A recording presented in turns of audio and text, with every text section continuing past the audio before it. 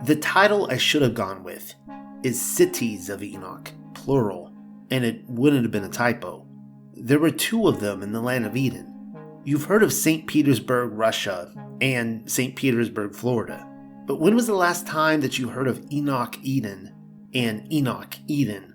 Confusing, I know. Perhaps they were of a different zip code, though. Let's not beat around the bush, either. I am somewhat convinced, though certainly not mostly convinced, that one of them was the lost city of Atlantis. Or, in the very least, an Atlantis prototype. The other, Enoch, may very well have been the place we like to call New Yerushalayim, but the jury is still out on that one as well. As always, I'll attempt to show you what's going on, especially where I'm pulling my information from. And Cain went out from the presence of Yahuwah and dwelt in the land of Nod on the east of Eden. And Cain knew his woman, and she conceived and bore Enoch. And he built a city and called the name of the city after the name of his son, Enoch. Bereshith, or Genesis 4:16-17. Others have suggested that Nod was in fact the city of Atlantis. I'm in no way the first. These opinions are criticized by the Flaring Nostril Committee, but then so is placing any importance on Cain's genealogy. Look, it's one thing to tell us Cain built a city, but then why would Moshe drop the name of the city in our lap? There is no further expounding upon it. For the same reason that Moshe gave us the lineage of Cain. Had the line of Cain been extinguished in the deluge, then again, why bother? For one, Noah took Naamah for a woman. Naamah was the daughter of Lamech and the sister of Tubal-Cain. She bore him a son. His name was Ham. You can read all about it in The Angel She Desired. That's a book that I published probably a couple years ago now. Moshe was stitching together humanity's family quilt. When Moshe dropped Naamah's name in Bereshith 4:22, his original reading audience would have gone, "Oh, that Naamah." And thus I am suggesting the same for the city of Enoch, as built by Cain. His original reading audience would have once more said, "Oh, that city of Enoch." I am showing you Lemuria according to the moon again, because the land of Nod is pinpointed as being on the east of Eden. Going by this map alone, one might be tempted to think North and South America is being referenced, and perhaps it is so. But I will remind you that Eden was already the furthest extremities of the east. What that tells us is the Americas are in fact the extremities of the west.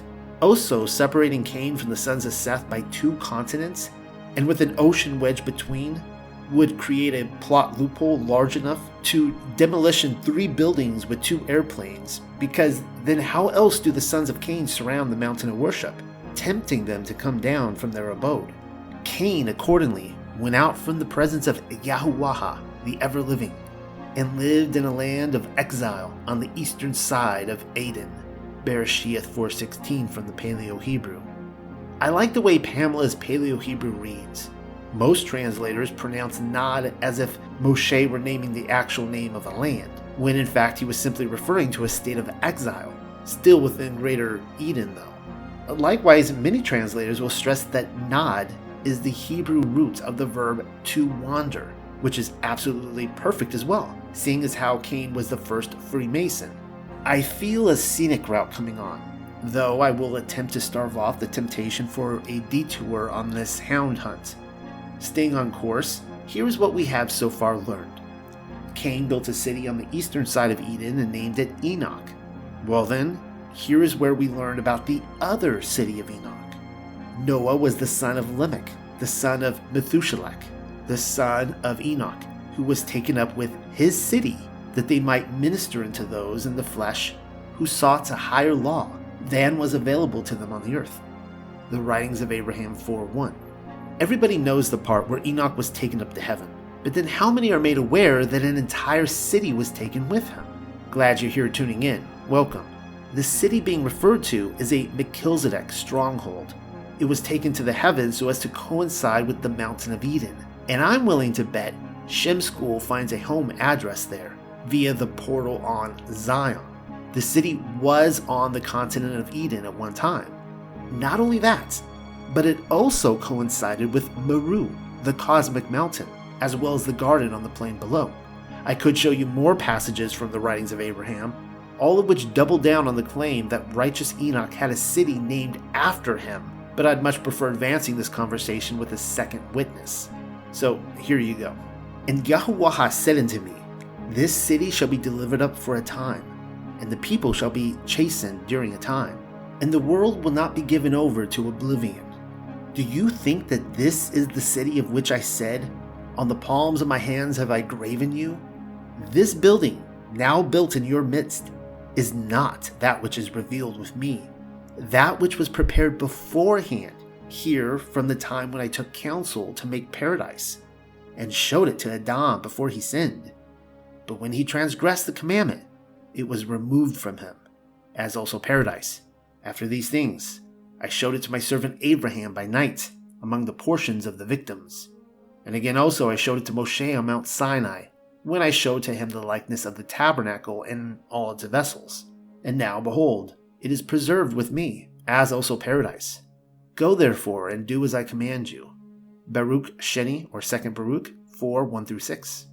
The context has the city of Jerusalem and Yasharel, as well as its temple, being a cheap imitation of that which is revealed to Yahuwah, either in the blessed land or the heavens.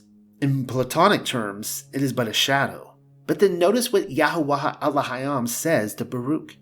The true city was prepared beforehand here. Where is here? Heaven or earth? The answer is given in that the blueprints of the city included the garden, and that it was furthermore shown to Adam. That settles it then. The city existed in the land of Eden. A fact furthermore clarified when Yahuwah states it was removed from Adam after his transgression, as was paradise. It only makes sense then that Adam was not the only person dwelling upon the earth. Strange having a city if there were no sons of Elohim to inhabit it. That brings up another point. But first we see in this passage that Abraham also was given a glimpse of the city of Enoch. By faith, Abraham, when he was called to go out into a place which he should after receive for an inheritance, obeyed. And he went out, not knowing whither he went. By faith he sojourned in the land of promise, as in a strange country, dwelling in tabernacles with Yitzchak and Yaakov, the heirs with him of the same promise. For he looked for a city which has foundations, whose builder and maker is Elohim. Hebrews 11:8-10. And now you know where the writer of Hebrews was gathering his or her information from. The revelation from Yahuwah and Baruch Sheni. Moshe doesn't outright make the same claim in Bereshith, at least not in regard to Abraham's vision. There are, however, many preconceived notions in his writing, as I have already stated. Naamah, being the matriarch of Ham's children, is one of them. Cain's city of Enoch would be the other. While wandering in exile, Moshe's original audience might have understood that Cain continued his rebellion against Yahuwah by naming a son and then building a city named after the said son, both of which were obviously intended to contrast the other city of Enoch, named after the righteous patriarch of Seth's line. How the righteous city might be named after a righteous soul centuries before his birth can only be explained with the pre-existence arguments.